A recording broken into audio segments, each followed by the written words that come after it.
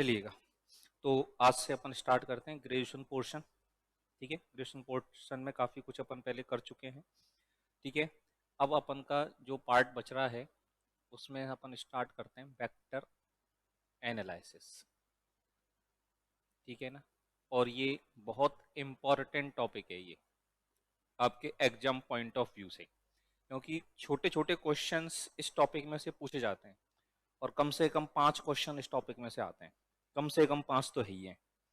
ठीक है ना, और इस बार के पैटर्न के हिसाब से तो 8-9 क्वेश्चन तक भी गाड़ी पहुंच सकती है अकेले इस टॉपिक में से।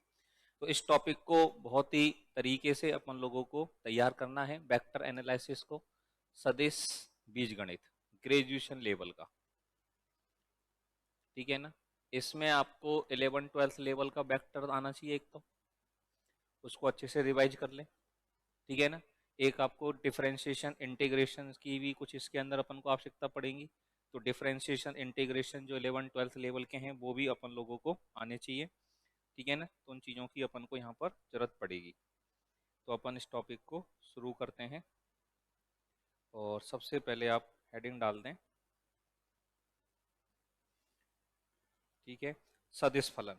सबसे पहले तो अपन ये समझें कि सदिश फलन होता क्या है, सदिश फलन कहते किसको है।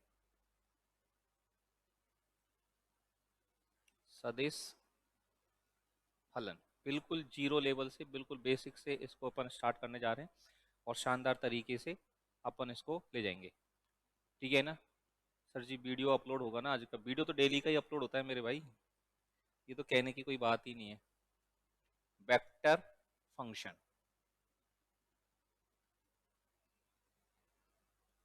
सदिश फलन वेक्टर फंक्शन, इसको बोलेंगे वेक्टर फंक्शन। ठीक है, तो सदिश फलन जो है वेक्टर एनालिसिस के अंतर्गत, अब देखो किसी भी वेक्टर फंक्शन का मतलब क्या, जो वेक्टर के फॉर्मेट में हो, जिसके कंपोनेंट वेक्टर के फॉर्मेट में हो, वो क्या कहलाता है? वेक्टर फंक्शन कहलाता है। ठीक है ना, जैसे मान लो कोई भी हमने एक फंक्शन लिखा एफ टी वेक्टर, तो एफ टी वेक्टर मतलब ये टी का फंक्शन है, फंक्शन का है टी का, और ये वेक्टर फंक्शन है। मतलब एक सदिश है जिसमें आई कैप होता है, जे कैप होता है, के कैप होता है, लेकिन उसमें जो कंपोनेंट है, आई कैप का गुणांक है, जे कैप का गुणांक है, के कैप का गुणांक है, वो टी के रूप में है, वो टी के फंक्शन है। तो ये सदिश फलन हो गया, तो ये फंक्शन बन गया, और फंक्शन भी कैसा बन गया? वेक्टर का फंक्शन बन गया। ठीक है ना, जैसे मैंने यहाँ पे कुछ भी लिख दिया, मान लो मैंने लिख दिया टी स्क्वायर आई कैप प्लस 2t+1 जे cap plus cos T k cap, तो ये टी में मैंने क्या बना दिया? फंक्शन बना दिया, जिसके घटक टी के फंक्शन हो वो क्या कहलाएगा? सदिश फलन कहलाएगा। तो यहाँ पे अपन लिखेंगे इसकी डेफिनेशन में, एक फलन F T vector, F T vector एक सदिश फलन कहलाता है, एक सदिश फलन कहलाता है, इसको अपन सदिश फंक्शन बोलेंगे। सदिश फलन कहलाता है यदि प्रांत के प्रत्येक बिंदु पर, अब प्रांत का मतलब क्या है? जिस पर ये वाला कंपोनेंट भी डिफाइन हो, ये वाला कंपोनेंट भी डिफाइन हो, ये वाला कंपोनेंट भी डिफाइन हो, यदि प्रांत के प्रत्येक बिंदु पर, प्रांत का मतलब होता है जिन बिंदुओं पर फंक्शन का मान निकाला जा सकता है, उन बिंदुओं का समुच्चय फंक्शन का क्या कहलाता है? प्रांत कहलाता है। यदि प्रांत के प्रत्येक बिंदु पर फलन का मान एक सदिश राशि हो, प्रांत के बिंदु पर, प्रत्येक बिंदु पर फलन का मान एक सदिश राशि हो, फलन का मान एक सदिश राशि हो, मतलब इसमें t का कोई भी मान लगाएं और t के हर मान पर फंक्शन की जो वैल्यू आ रही है वो एक सदिश राशि के रूप में आए। ठीक है ना, अब फंक्शन में क्या होता है? x का फंक्शन है, x की वैल्यू डालते हैं, y का फंक्शन है, y की वैल्यू डालते हैं, t का फंक्शन है तो t का मान डाल रहे हैं। अब t का कोई भी मान इसके डोमेन में से डाला जाए, इसके प्रांत में से डाला जाए, और t के हर मान पर फंक्शन का जो मान है वो एक वेक्टर के फॉर्मेट में अगर प्राप्त होता है तो इसे क्या कहेंगे अपन? सदिश फलन कहेंगे। अब जैसे मान लो मुझे इसमें f0 वेक्टर निकालना है, क्या निकालना है? f0 वेक्टर, तो f0 वेक्टर क्या हो जाएगा मेरे पास? ये 0 हो जाएगा, 0 आई कैप, ये क्या बनेगा? जे कैप, और जीरो कॉस जीरो का मान 1 हो जाता है प्लस के कैप। तो जीरो पर फंक्शन का जो मान आ रहा है वो एक सदिश राशि आ रही है। इसके लिए अगर मैं बात करूं, इसमें अगर मैं बात करूं यहाँ पर एफ वेक्टर और पाई बाई टू पे मुझे मान निकालना है। तो मतलब टी का कोई भी मान मैं इसके डोमेन में से लगा दूं, फंक्शन का जो मान आए वो एक सदिश राशि आनी चाहिए, तो उसे अपन क्या कहेंगे, सदिश फलन कहेंगे। अब टी बराबर पाई बाई टू लगाया तो पाई बाई टू का स्क्वायर कितना हो गया, पाई स्क्वायर बटे 4 आई कैप। टी का मान पाई बाई टू लगाएंगे तो कितना हो गया, पाई प्लस 1 जे कैप, दोस्तों कट गया। टी का मान पाई बाई टू लगाएंगे तो कॉस पाई बाई टू का मान 0, तो ये हो गया 0 के कैप। तो यदि प्रांत के प्रत्येक बिंदु पर फंक्शन का मान निकालें और वो एक सदिश राशि आए, तो ऐसे फंक्शन को हम लोग क्या कहेंगे, सदिश फलन कहेंगे, वेक्टर फंक्शन कहेंगे। क्लियर, नोट कर दो जल्दी से।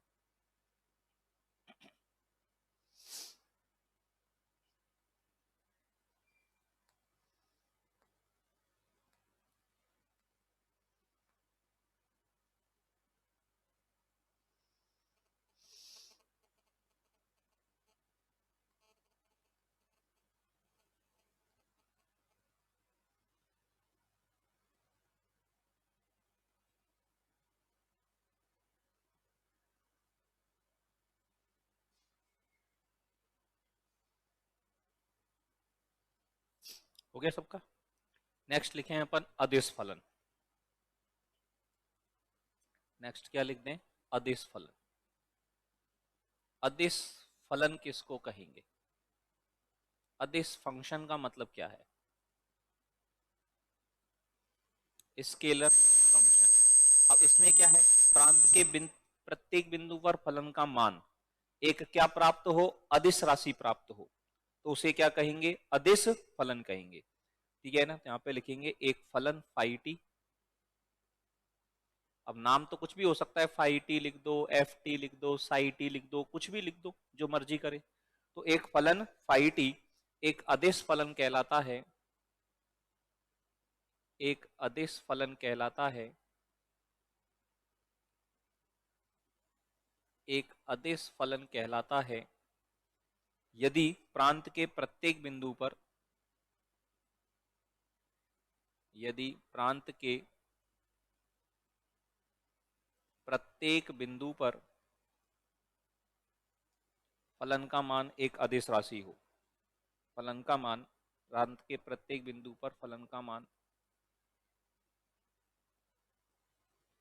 एक अदिश राशि, और अदिश राशि के ब्रैकेट में लिख देंगे वास्तविक संख्या। और वो अदिश राशि भी क्या होनी चाहिए, रियल नंबर होना चाहिए, वास्तविक संख्या होना चाहिए, पता चले कि वो नंबर ही रियल नहीं है। ठीक है ना, वास्तविक संख्या हो, तो उस फंक्शन को हम लोग क्या बोलेंगे, अदिश फलन बोलेंगे। जैसे एग्जाम्पल के लिए अपन जो बचपन से अब तक पढ़ते आ रहे हैं वो सब अदिश फलन है। फाई टी बराबर हमने लिख दिया टी स्क्वायर प्लस 1 बटे टी प्लस 1। टी का कोई भी मान लगा दो, फलन का मान क्या आना है, अदिश राशि आनी है। इसके प्रांत में से टी बराबर -1 नहीं लगा सकते, टी बराबर -1 इसके प्रांत में ही नहीं है। ठीक है ना, हमने मान लो फाई टी इजिकल टू लिख दिया ई की पावर साइन टी। तो टी का कोई भी मान इसके डोमेन में से, इसके प्रांत में से लगा दो, फलन का मान हमेशा क्या आएगा, अदिश राशि। और टी के प्रत्येक मान पर फलन का मान एक अदिश राशि आता है, तो ऐसे फंक्शन को हम लोग क्या बोलते हैं, अदिश फलन कहते हैं। समझ में आई बात, लिख दीजिएगा।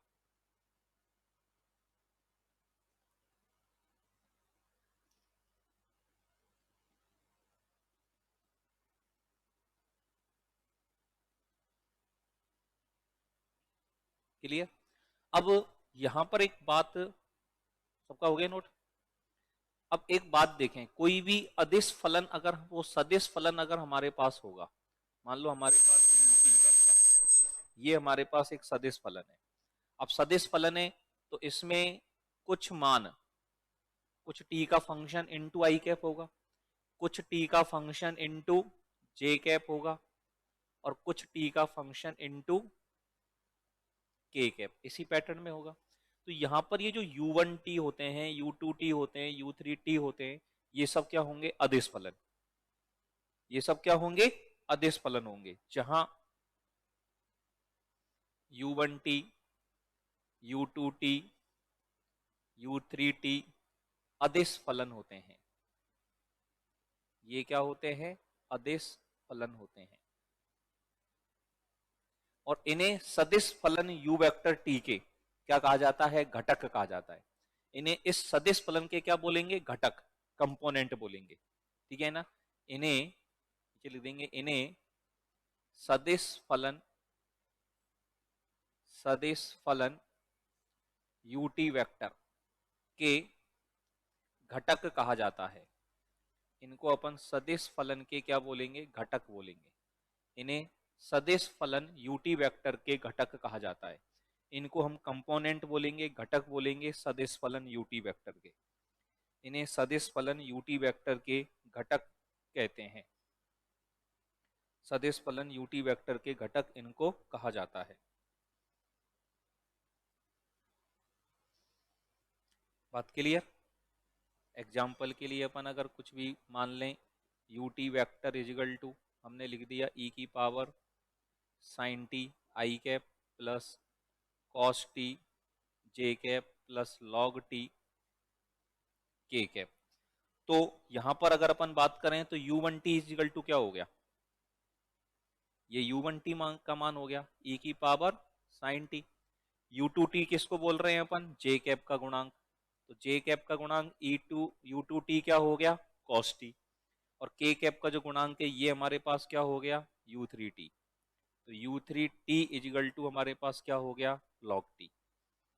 ठीक है, ये सब हमारे पास क्या होंगे? अदिश फलन। ये सदिश फलन ut वेक्टर के क्या हो गए? कंपोनेंट हो गए, ut वेक्टर के घटक हो गए। सदिश फलन ut वेक्टर के ये हो गए घटक। Clear to everyone? Yes sir.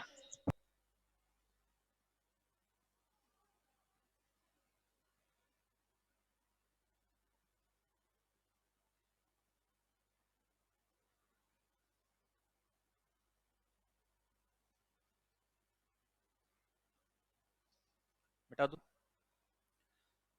Next लिखेंगे अपन सदिश फलन का प्रांत। सदिश फलन का प्रांत अगर मुझे लिखना है, इसका डोमेन अगर मुझे लिखना है, तो मैं कैसे लिखूंगा?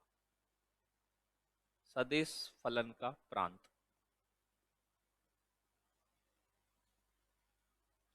Domain of vector function, domain of vector function, सदिश फलन का प्रांत। सदिश फलन का प्रांत अगर मुझे लिखना है तो देखो, यदि हमारे पास कोई भी सदिश फलन है और सदिश फलन हमारे पास ut वेक्टर है और इजिकल टू है हमारे पास u1t i cap plus u2t j cap plus u3t k cap, तो ये हमारे पास क्या है? एक सदिश फलन है, एक सदिश फलन है। ये हमारे पास एक वेक्टर फंक्शन है।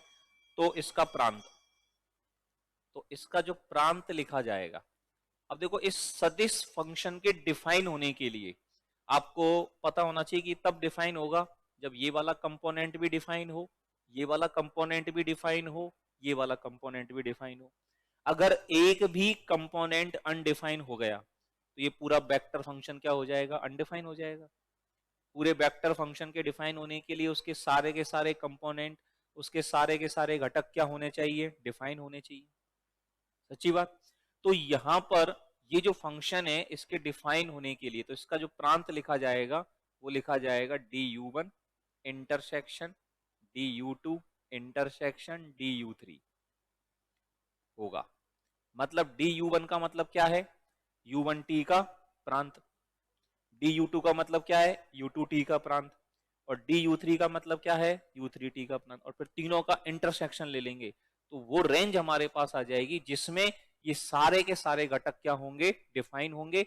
और वो इस पूरे वेक्टर फंक्शन का, पूरे सदिश फंक्शन का क्या कहलाएगा? प्रांत कहलाएगा। वो इस पूरे सदिश फलन का क्या कहलाएगा? प्रांत कहलाएगा। बात समझ में आ गई? जैसे एग्जाम्पल के लिए मैं एक फंक्शन लिखता हूं। मान लीजिएगा हमारे पास एक फंक्शन हमने लिखा ut वेक्टर और ut वेक्टर इजिकल टू मैंने एक फंक्शन लिख दिया sine inverse t i cap plus log t j cap plus t square k cap. हमने एक फंक्शन क्या लिख दिया, ut vector is equal to sine inverse t i cap plus log t j cap plus t square k cap. अब मुझे इसका प्रांत चाहिए, तो सबसे पहले मैं डी u1 लिखूंगा इसका प्रांत। इसका प्रांत क्या होता है, -1 से +1।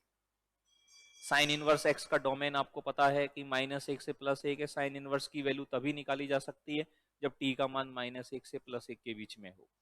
डी u1 u2 की अगर मैं बात करूं तो log t का प्रांत क्या होता है, 0 से इन्फिनिटी। 0 भी शामिल नहीं होता और इन्फिनिटी भी शामिल नहीं होता। नेगेटिव नंबर्स का आप लॉग नहीं ले सकते, 0 का भी लॉग नहीं ले सकते। 0 का लॉग लेते लॉग 0 माइनस इनफाइनाइट आता है। तो लॉग का जो डोमेन होता है वो r प्लस से होता है, 0 से इनफाइनाइट। और इसका डोमेन डी u3 अगर मैं बात करूंगा तो ये हमारे पास r आएगा। टी स्क्वायर का मान तो t के किसी भी रियल नंबर पर आप निकाल सकते हो। तो ut वेक्टर का जो प्रांत बनेगा इसको मैं du लिख देता हूं। तो du इजिकल टू क्या लिखेंगे अपन, du1 intersection du2 intersection du3। अब इन तीनों का कॉमन क्या आएगा, 0 से 1। 0 से 1 के बीच के मान सब में है, तो इन सब का 0 कॉमन नहीं आएगा। 0 इसमें नहीं है तो 0 कॉमन नहीं आएगा। 1 कॉमन आ जाएगा, सब में है 1 तो 0 से लेकर 1 तक का जो रेंज है ये इस सदिश फलन का क्या हो जाएगा, प्रांत हो जाएगा। तो अगर कोई सदिश फलन हमारे पास ut vector is equal to sine inverse t i cap plus log t j cap plus t square k cap है, तो इसका जो प्रांत हम लोग लिखेंगे, इसका जो डोमेन हम लोग लिखेंगे, वो डोमेन क्या लिखेंगे, 0 से 1 लिखेंगे। क्लियर? Yes sir. चलिएगा, नोट हो गया सबका। अब मान लीजिए मैं कोई फंक्शन यहां पर लिख दूं इस तरह से, ut वेक्टर इजिकल टू आपको लिख दिया cos t i cap plus sign T j cap plus T k cap. तो डी यू बताइए आप, तो इसका प्रांत क्या लिखोगे आप? Real number. तो इस फंक्शन का जो डोमेन लिखा जाएगा वो क्या लिखा जाएगा?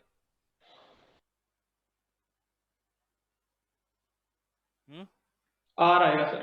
आर आ जाएगा। यहां पर डी u1 कॉस टी का डोमेन क्या होगा, आर। कॉस का मान हर मान पर निकाला जा सकता है।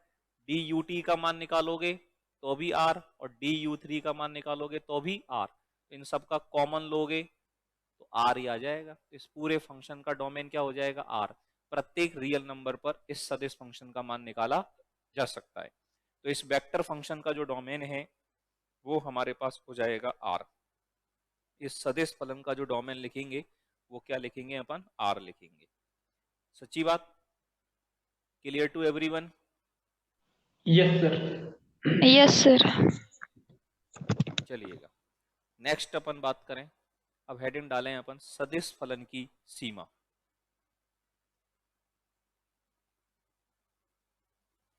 सदिश फलन की सीमा। कोई भी वेक्टर फंक्शन है तो उसकी लिमिट कैसे निकालेंगे? Limit of A vector function. तो देखो, मान लीजिए सदिश फलन हमारे पास क्या है। सदिश फलन हमारे पास ut vector is equal to u1t i cap plus u2t j cap plus u3t k cap है। मान लीजिए हमारे पास सदिश फलन क्या है, ut vector is equal to u1t i cap plus u2t j cap plus u3t k cap है। ठीक है ना?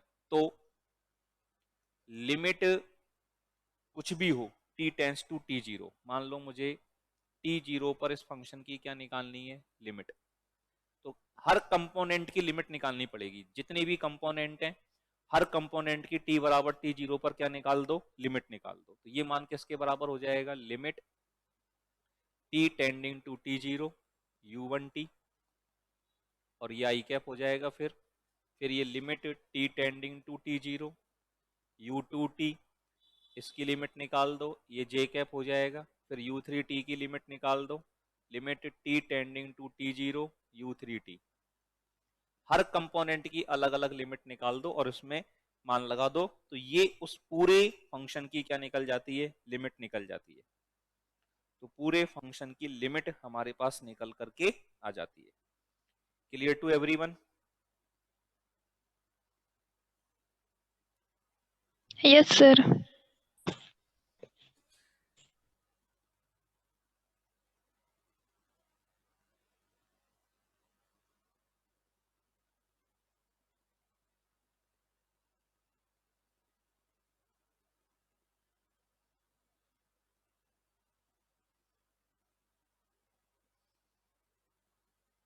Clear?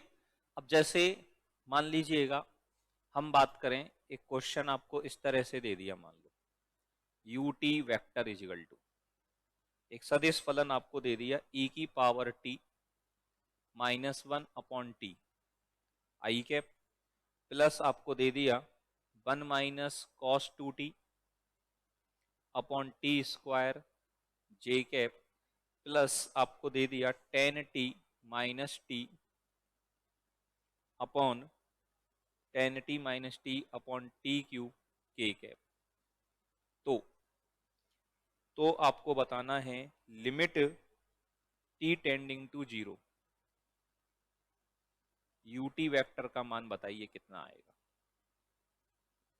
ut vector is equal to हमारे पास है e की power t -1 upon t i cap plus 1 minus cos 2t upon t square j cap plus tan t minus t upon t cube के cap. तो limit t tending to 0 ut vector का मान आप लोग क्या लिखने वाले हो, limit t tending to 0 ut vector का जो मान है ये हम लोग क्या लिखेंगे, इसका मान हमारे पास क्या आएगा, ये आप लोग बताइए।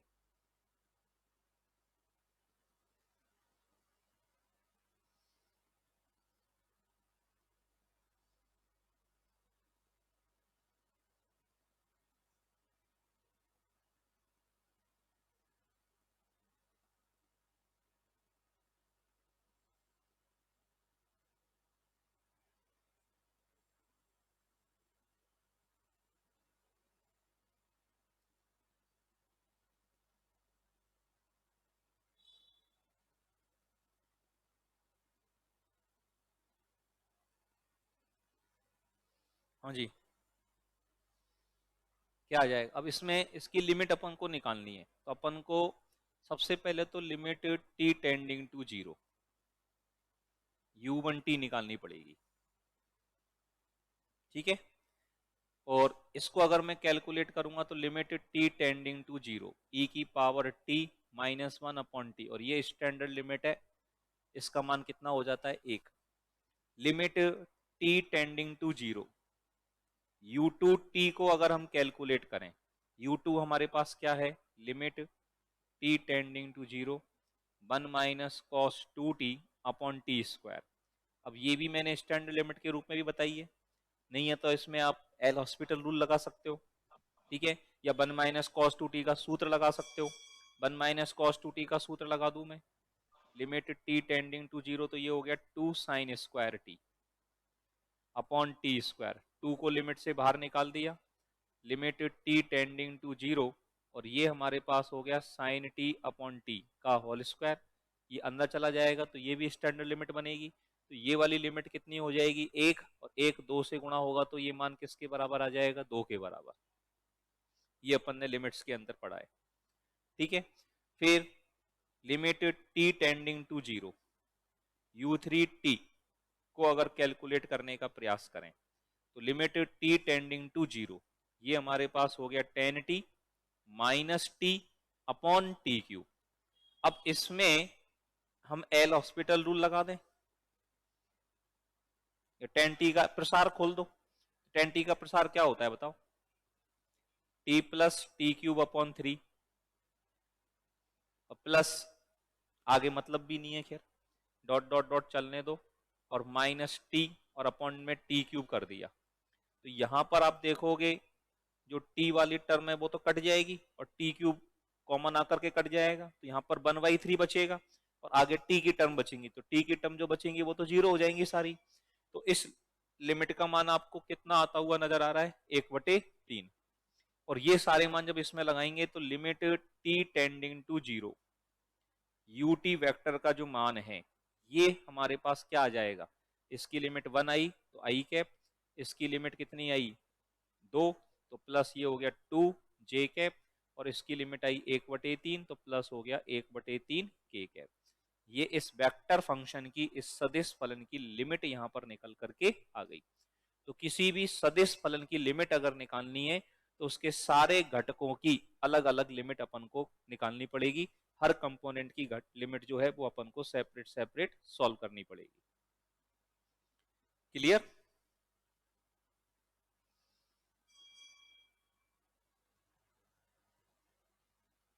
Yes sir.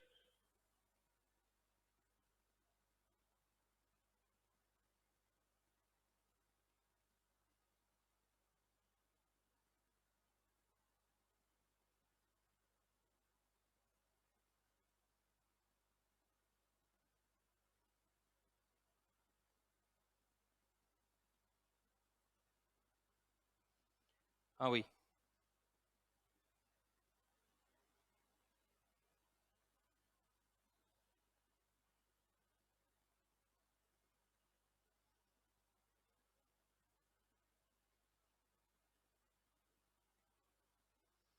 हो गया भाई?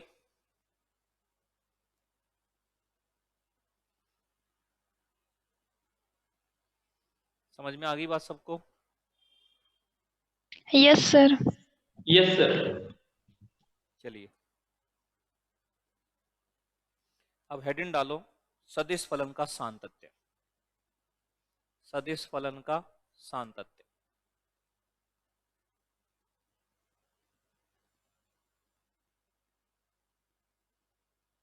सदिश फलन का सातत्य। Continuity of A vector function. किसी भी वेक्टर फंक्शन की कंटिन्यूटी हम लोग कैसे कैलकुलेट करेंगे, ठीक है ना?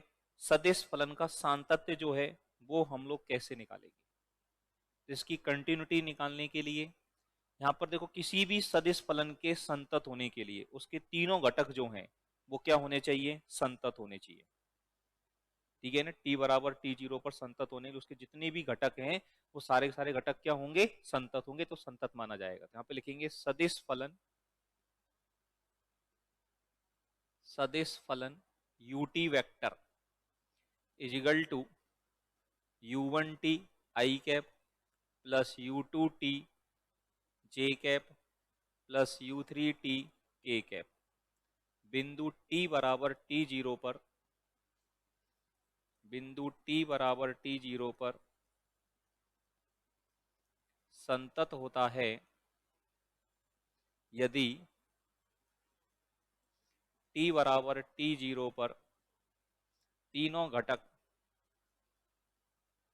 t बराबर t0 पर तीनों घटक u1t u2t तथा u3t संतत हों। t बराबर t0 पर u1t संतत है, t बराबर t0 पर u2t भी संतत है, t बराबर t0 पर u3t भी संतत है। तो ये पूरा फंक्शन t बराबर t0 पर क्या माना जाएगा, कंटिन्यूअस माना जाएगा, संतत माना जाएगा, ठीक है? अब किसी भी फलन के संतत होने का मतलब क्या है ये हमें पता ही है अच्छे से, कि उस पॉइंट पर फंक्शन की लिमिट फंक्शन के मान के बराबर होनी चाहिए। मतलब हम बात करें तो यहां पर अर्थात limit t tending to 0, t0, u1t अगर निकालें तो ये मान किसके बराबर होना चाहिए, u1 t0 के।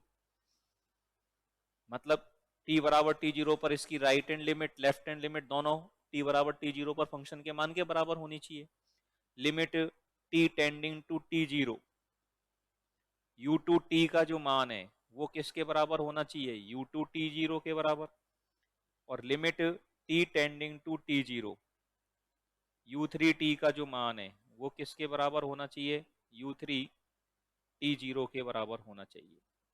t बराबर t0 पर कोई भी फंक्शन जो है वो कंटिन्यूस कब माना जाएगा, जब t बराबर t0 पर u1t भी कंटिन्यूस हो, u2t भी कंटिन्यूस हो और u3t भी कंटिन्यूस हो।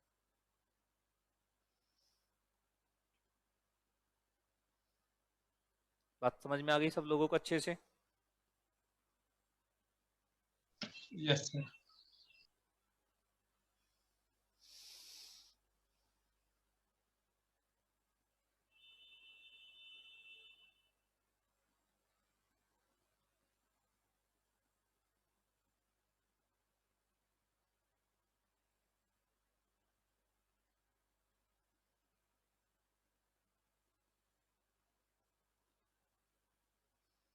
हाँ जी भाई, क्लियर?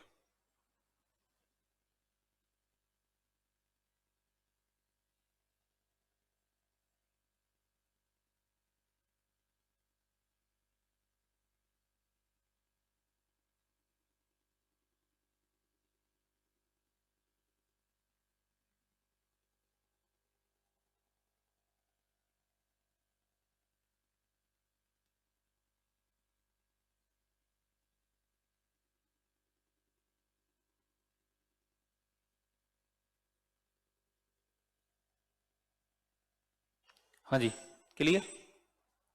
अब हेडिंग डाल दो, एक क्वेश्चन लिख दो पहले, चलो। और एक क्वेश्चन इस तरह से लिखिएगा,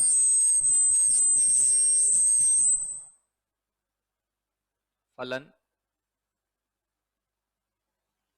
ut वेक्टर इजिकल टू, अपन को दे रखा है tan t i cap plus cos t j cap plus sin t k cap. फलन ut वेक्टर बराबर tan t i cap plus cos t j cap plus sin t k cap संतत है। ये function किस point पर संतत है? Option number 1 में दे रखा है आपको t बराबर 0 पर, ऑप्शन नंबर 2 में दे रखा है t बराबर π/2 पर, ऑप्शन नंबर 3 में दे रखा है t बराबर π/4 पर, ऑप्शन नंबर 4 में दे रखा है नन ऑफ दीज।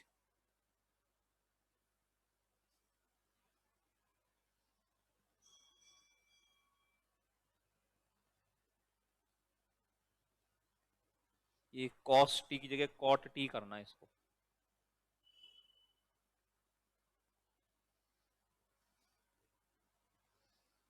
π/4।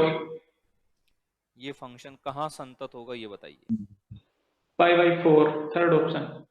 π/4 पर, क्योंकि आपको पता है t बराबर t0 पर tan t संतत नहीं होता, सॉरी cot t, बटे में इन्फिनिटी आ जाएगा साइन का मान। t बराबर π/2 पर tan t संतत नहीं होगा, tan π/2 इन्फिनिटी हो जाता है। t बराबर π/4 पर सब लोग संतत हो जाएंगे, tan t sin t cos t सबका मान निकल जाता है अच्छे से, ठीक है ना। तो ये जो फंक्शन है, ये फंक्शन कहां पर संतत होगा, t बराबर π/4 पर। ऐसा पॉइंट आएगा जहां पर पहला घटक भी कंटिन्यूस हो, दूसरा घटक भी कंटिन्यूस हो, तीसरा घटक भी कंटिन्यूस हो, ठीक है। समझ में आ गई बात सब लोगों को? जी सर। ठीक है, हेडिंग डालें आप, सदिश फलन की एक अवकलनीय। मिनट नोट कर ले सर।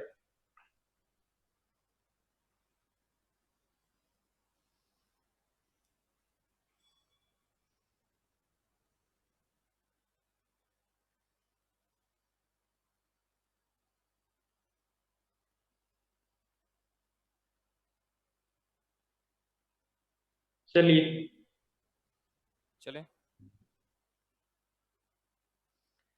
हेडिंग डालें, सदिश फलन की अवकलनीयता। सदिश फलन की अवकलनीयता।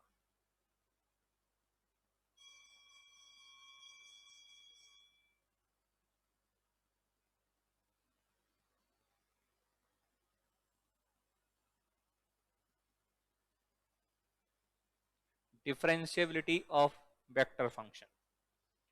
Differentiability of vector function.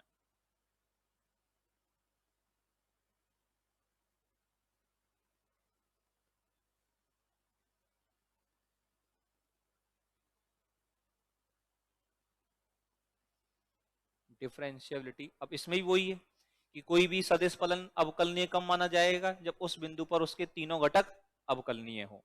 तो वही लैंग्वेज यहां पर लिख दो, एक सदिश फलन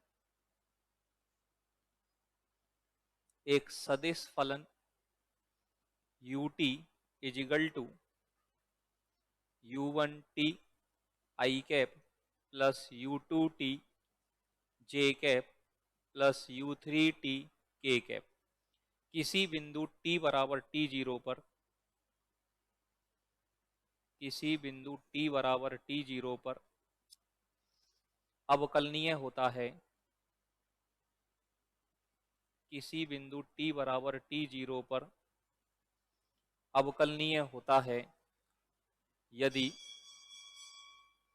एक सदिश फलन ut बराबर u1t i cap plus u2t j cap plus u3t k cap किसी बिंदु t बराबर t0 पर अवकलनीय होता है यदि, कब होता है अवकलनीय, यदि t बराबर t0 पर तीनों घटक अवकलनीय हो, तीनों घटक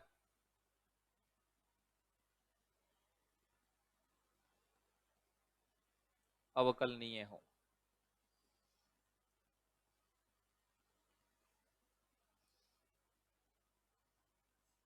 अब तीनों घटकों के अवकलनीय होने का मतलब क्या है, बात समझ रहे हैं?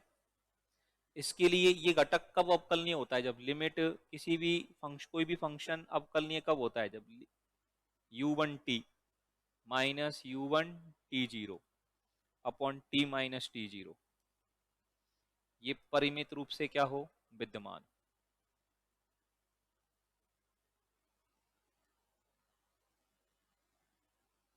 ये परिमित, इस लिमिट का मान एग्जिस्ट करेगा और फाइनाइटली एग्जिस्ट करेगा, तभी तो u1t को हम डिफरेंशिएबल मानेंगे। कोई भी फंक्शन fx x बराबर c पर अवकलनीय कब मानते थे, जब limit x tending to c fx minus fc upon x minus c की जो लिमिट है ये अगर फाइनाइटली एग्जिस्ट करती है तो हम कहते हैं फलन x बराबर c पर अवकलनीय है। यहाँ पर fx की जगह कौन हो गया, u1t हो गया, पॉइंट t बराबर t0 हो गया, है कि नहीं। अब इसकी जो राइट हैंड लिमिट होती है वो कहलाती है राइट हैंड डेरिवेटिव, और जो इसकी लेफ्ट हैंड लिमिट होती है उसको बोलते हैं लेफ्ट हैंड डेरिवेटिव। तो यहां पर एक तो इस फंक्शन के लिए बात हुई, इसी प्रकार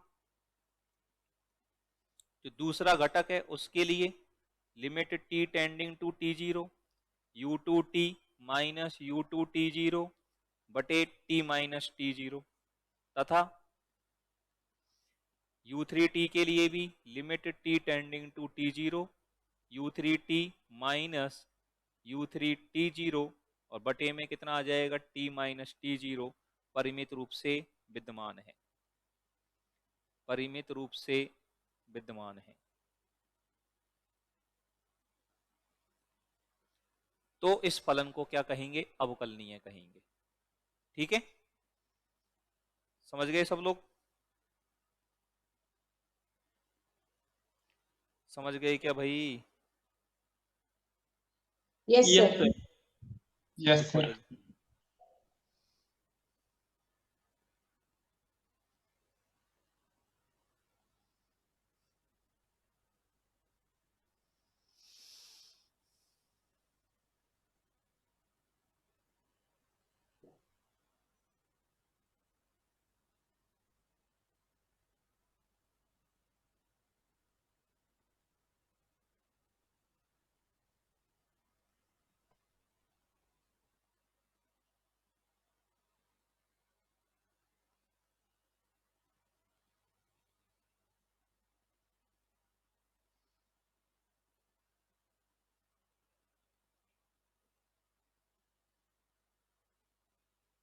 क्लियर सबको?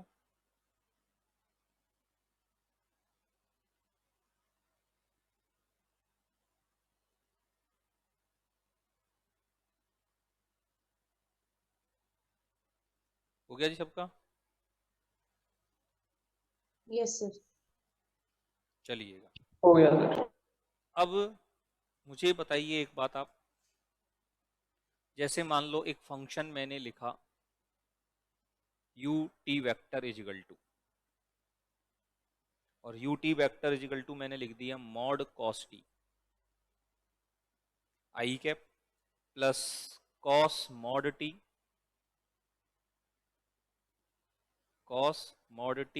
जे cap plus t mod t k cap. अब t बराबर 0 पर अवकलनीयता की जांच करो।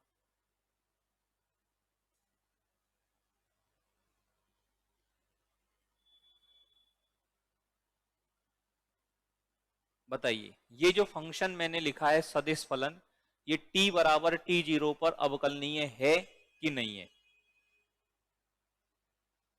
ये फलन t बराबर t0 पर अवकलनीय है कि नहीं है? इसको आप t इजिकल टू t0 पर अवकलनीय मानोगे कि नहीं मानोगे?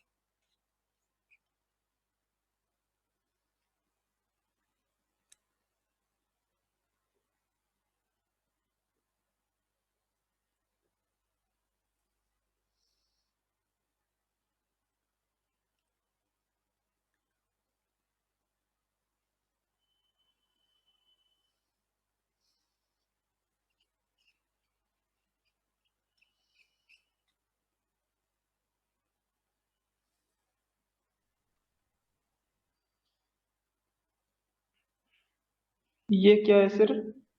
टी मोड टी है क्या ये? हाँ t mod t, t into mod t। अवकलनीय है सर। देखो यहां पर अपन फास्टली कैसे चेक करते हैं, जैसे u1t के लिए चेक करते हैं। u1t इजिकल टू हो गया मॉड कॉस टी, और इसको यहां पर देखो t का मान चाहे नेगेटिव लगाओ, अपन यहां पर t greater than equal to mod cos t आएगा। t बराबर 0 के आसपास में अगर मैं बात करूं, t ग्रेटर देन 0 पर भी सेम वैल्यू रहेगी, कॉस टी रहेगी। कॉस माइनस टी क्या होता है? कॉस टी तो होता है। टी 0 प्लस एच और टी 0 माइनस एच पे फर्क नहीं आना चाहिए। अब टी 0 प्लस एच और टी 0 माइनस एच पे फर्क आ रहा है। कॉस 0 प्लस एच वही कॉस एच होगा, और कॉस 0 माइनस एच वही कॉस एच होगा, और 0 पे 0 है ही है। तो ये फंक्शन हमारा क्या हो जाएगा? अवकलनीय हो जाएगा। समझ रहे हैं बात को? मतलब अगर हम इस फंक्शन को देखें तो ये कॉस टी हो गया, टी बराबर 0 के आसपास एक इंटरवल में अगर मैं देखूं, -π/2 से +π/2 तक ले लो, ज्यादा लंबा भी क्यों लो, तो कॉस टी तो रहा ही है 0 पर, तो कॉस टी वो माइनस साइन टी आ जाएगा, माइनस साइन टी से निकलेगा, इसका डिफरेंशिएशन 0 आ जाएगा। Yes sir. पर्टिकुलर किस पॉइंट पे निकाल रहे हैं उसका फर्क पड़ेगा, है कि नहीं? अगर अपन, और इसको अगर मैं सॉल्व करूं कॉस मॉड टी, तो यहां पे देखो इसके अंदर अगर अपन लिमिट निकालें, तो यहां पे लिमिट अपन बात करें t टेंडिंग टू, इसका राइट हैंड डेरिवेटिव निकालू इसमें आर एच डी, t बराबर 0 पर, तो कैसे निकलेगा? लिमिट h टेंडिंग टू 0, और यहां पे क्या होता है f 0 प्लस h, वो क्या आएगा? मॉड कॉस h, तो कॉस h ही हो जाएगा ना वो, और माइनस f0 वो 1 हो गया, और अपॉन में h। तो ये लिमिट किसके बराबर आएगी? 0 के बराबर आएगी। और इसी तरह से लेफ्ट हैंड डेरिवेटिव भी 0 आएगा, तो ये हमारा सर अवकलनीय हो गया। हाँ जी, इसमें जैसे u1t cos t है मोड में, हाँ तो ये u1t plus minus cos t होगा, तो इसका डायरेक्ट डिफरेंशिएशन करके वैसे ही लिख दो ना। प्लस माइनस कॉस टी अपन को डिफाइन करना पड़ेगा ना, नेबरहुड लेना पड़ेगा, इंटरवल में देखना पड़ेगा। हाँ तो सर दोनों का नहीं, दोनों का डिफरेंशिएशन करेंगे तो प्लस माइनस साइन टी आएगा। हाँ प्लस माइनस साइन टी आएगा, दोनों से टी बराबर 0 पे 0 ही हो रहा है, तो अरे वैसे भी कर सकते हैं। ठीक है ना? और यहां पर अपन देखें तो ये कॉस प्लस माइनस टी होगा। अब ये कॉस cos प्लस टी हो हो जाएगा। जाए या कॉस माइनस टी हो जाए, रहा तो कॉस टी, यस सर। रहा तो कॉस टी रहा, तो ये भी हमारा क्या हो जाएगा? डिफरेंशिएबल हो जाएगा। और यहां पर ये क्या बनेगा? Plus minus T square. T square बनेगा, और टी बराबर 0 पे दोनों से वैल्यू कितनी रहेगी? 0 रहेगी, अवकलन का मान। तो इसका अवकलन करेंगे तो प्लस माइनस 2t। अब लेफ्ट में देख लो 0 प्लस एच पे, चाहे राइट में देख लो मान सेम ही आना है कि नहीं। तो ये फंक्शन t बराबर 0 पर क्या हो गया, अवकलनीय हो गया। इसलिए इस फंक्शन को t बराबर 0 पर क्या माना जाएगा, अवकलनीय माना जाएगा। ये फंक्शन t बराबर t0 पर अवकलनीय है, क्योंकि इसके तीनों घटक क्या हैं, अवकलनीय। एक भी घटक अगर अवकलनीय नहीं होता तो हम मना कर देते कि ये फंक्शन अवकलनीय नहीं है। ठीक है, लिखो जल्दी से।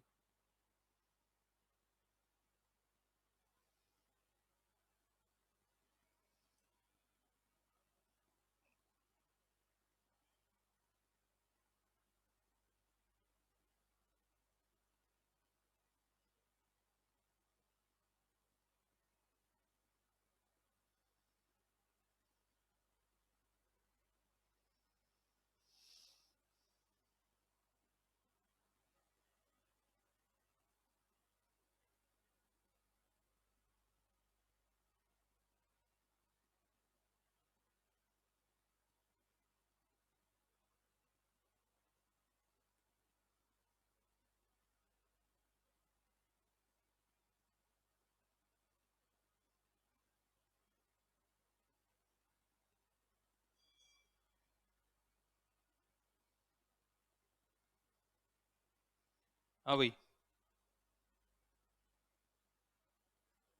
हो गया क्लियर सबका। हाँ, डिफरेंशिएशन करके और right left hand limit right hand limit check कर लो। तो वही तो कर रहे हैं अपन यहाँ पे, वही तो किया कि इसका मतलब क्या हुआ, plus minus cos T. Differentiation करा तो प्लस माइनस साइन टी, दोनों से सेम ही वैल्यू आ रही है ना, 0। यहाँ ये कॉस प्लस माइनस टी तो कॉस टी रह गया, तो एक ही वैल्यू आ रहा है। यहाँ पर प्लस माइनस टी स्क्वायर, इसका अवकलन करा तो प्लस माइनस 2t, फिर दोनों से सेम वैल्यू आ रही है 0, इसलिए तो अपन ने अब कल ही बोला है। ठीक है, चलो एक और क्वेश्चन लिखता हूं मैं। मान लीजिएगा एक फंक्शन हमने ऐसे लिख दिया, ut वेक्टर इजिकल टू, और ut वेक्टर इजिकल टू हमने लिख दिया mod sine T i cap plus sign mod t k cap, sign mod t j cap, और plus t mod t k cap. अब इसकी t बराबर 0 पर अवकलनीयता की जांच करो। t बराबर 0 पर अवकलनीयता की जांच कीजिए।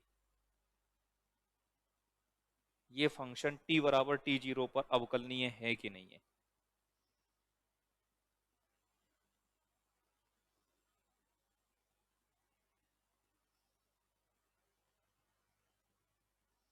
बताइए। नहीं है सर। नहीं है सर, ये फलन अवकलनीय नहीं है, नहीं है। क्योंकि यहां पर ये जो फंक्शन बनेगा, ये फंक्शन क्या बनेगा, एफ टी बराबर साइन टी बनेगा, u1t के बारे में अगर देखें तो t ग्रेटर देन 0 के लिए, और माइनस साइन टी बनेगा t लेस देन 0 के लिए। इसका अवकलन करेंगे u1 dash T is equal to, ये हो गया cos t ग्रेटर देन 0 के लिए, और minus cos t less than 0 के। अब यहाँ पर u1 डैश t प्लस 0 मतलब राइट में लिमिट, यहां से निकालेंगे तो कितना आएगा, 1, 0 प्लस एच, और u1 dash t minus 0 left में लिमिट निकालूंगा तो कितना आएगा, -1। ये अवकलनीय नहीं आ रहा है, तो यही अवकलनीय नहीं तो पूरा ही अवकलनीय नहीं होगा। यहाँ पे इसको तो मैं चेक कर चुका हूं, ये तो अवकलनीय है, अभी बता दिया मैंने आपको। साइन मॉड टी, ये हमारे पास क्या बन जाता है, ये भी हमारे पास साइन टी बनेगा t ग्रेटर देन 0 के लिए, और माइनस साइन टी बनेगा वही t लेस देन 0 के लिए। और sine minus t is equal to minus sine t होता है। कॉस प्लस माइनस टी तो कॉस टी हो गया था, लेकिन sine plus minus t sine t नहीं होता। साइन टी प्लस टी तो साइन टी हो गया, लेकिन साइन माइनस टी क्या हो गया, माइनस साइन टी। तो यहाँ पे ये वाली कहानी और ये वाली कहानी सेम ही हो गई, तो ये भी अवकलनीय नहीं है, ये भी अवकलनीय नहीं है। तो ये पूरा फंक्शन जो है अपन क्या बोलेंगे, t बराबर 0 पर अवकलनीय नहीं है। अतः ut वेक्टर t बराबर 0 पर अवकलनीय नहीं है। अतः ut वेक्टर t बराबर t0 पर अवकलनीय नहीं है।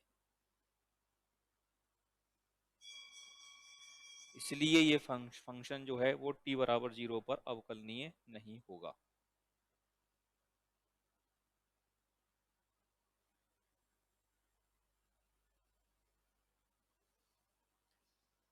क्लियर बात?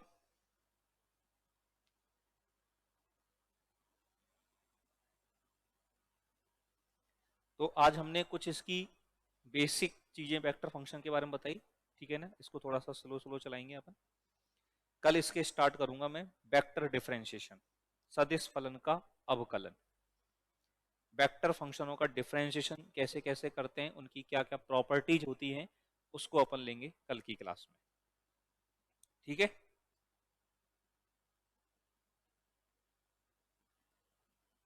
ओके बच्चा लोग,